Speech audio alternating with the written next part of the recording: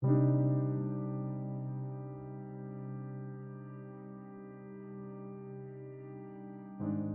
was June 1996, Idaho Falls, a quiet and small town. 18-year-old Angie Dodge was found murdered in her apartment.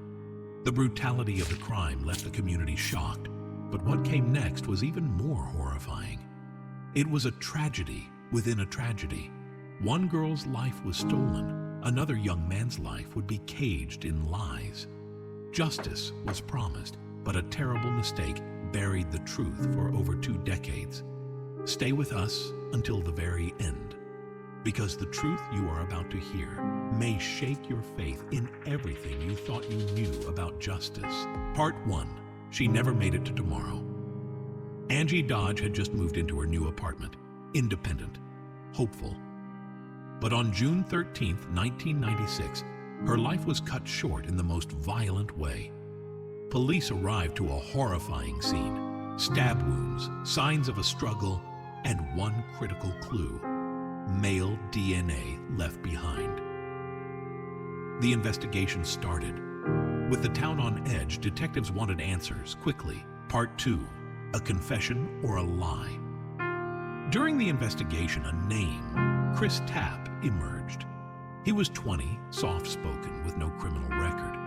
He had never met Angie Dodge, but Chris was part of a friend group that drew police attention, particularly after one member, Ben Hobbs, was arrested for a violent crime in another state. When police heard Ben Hobbs might have mentioned Angie's murder, they turned to Chris. He agreed to talk, believing he had nothing to fear. But what followed was an exhausting series of 7 interrogations over 23 days. Detectives used harsh tactics, failed polygraphs, psychological pressure, and suggestions that Chris had repressed memories. They fed him crime scene details, corrected his mistakes, and wore him down. Eventually, he gave a confession. But it was deeply flawed. He named the wrong people. His story shifted. Most importantly, his DNA did not match the evidence at the scene. Still, the confession was enough. In 1998, Chris Tapp was convicted and sentenced to 30 years in prison. The town sighed with relief.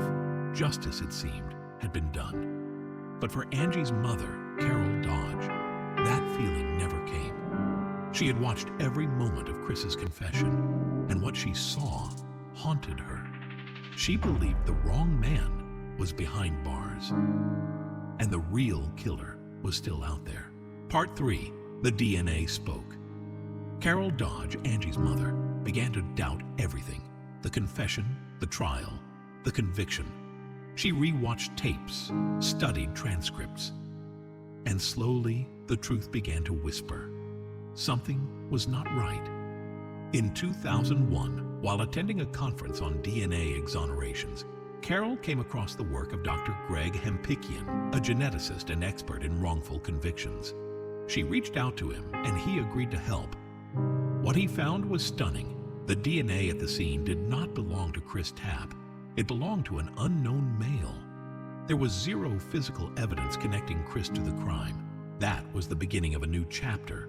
Chris Tapp had lost years for a crime he did not commit. The case reopened, but the real killer? Still nowhere in sight. Part 4, Truth in the Bloodline. In 2019, investigators turned to a new tool: genetic genealogy.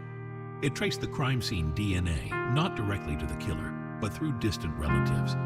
The map finally led them to Brian Drips.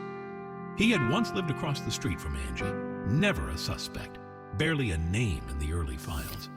He was tracked down, followed. DNA was collected from a discarded napkin, and it matched. Brian Drips confessed. He had acted alone. Chris Tapp had never been there. After 23 years, the truth had surfaced, but it had left deep scars behind. You put your trust in the justice system, and it fails you. You have to start over.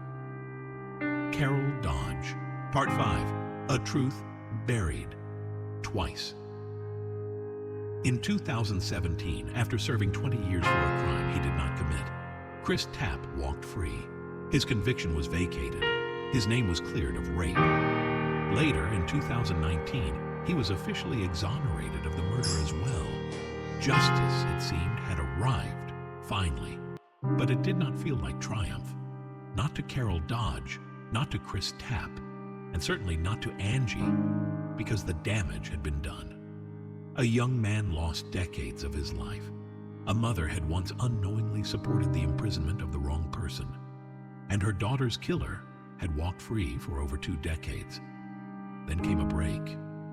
In 2019, using genetic genealogy, investigators finally identified the true suspect, Brian Drips, a man who had lived across the street from Angie Dodge at the time of the murder. His DNA matched. He confessed. But what he said would shake the foundation of the case. "I acted alone," he admitted. "I do not know Chris Tapp." The truth had been there all along, in the evidence, in the inconsistencies, in a mother's instincts, and yet it was buried twice. Once when the wrong man was convicted, and again when the right man walked free for decades. The story of Angie Dodge is not just about tragedy. It is about how systems fail, how pressure distorts justice, and how the search for truth can be both relentless and tragically delayed. Chris Tapp is free. Brian Drips is behind bars. But even now, something still lingers. Had there been no confession, would anyone have looked deeper? Had Carol Dodge not questioned everything? Would Chris still be behind bars? And most chilling of all, how many other truths remain buried? Let us know your thoughts in comments. Ever heard of the Philip experiment? A group of Toronto researchers created a ghost, only to have it start haunting them back. Click the link in the description. The facts will haunt you too.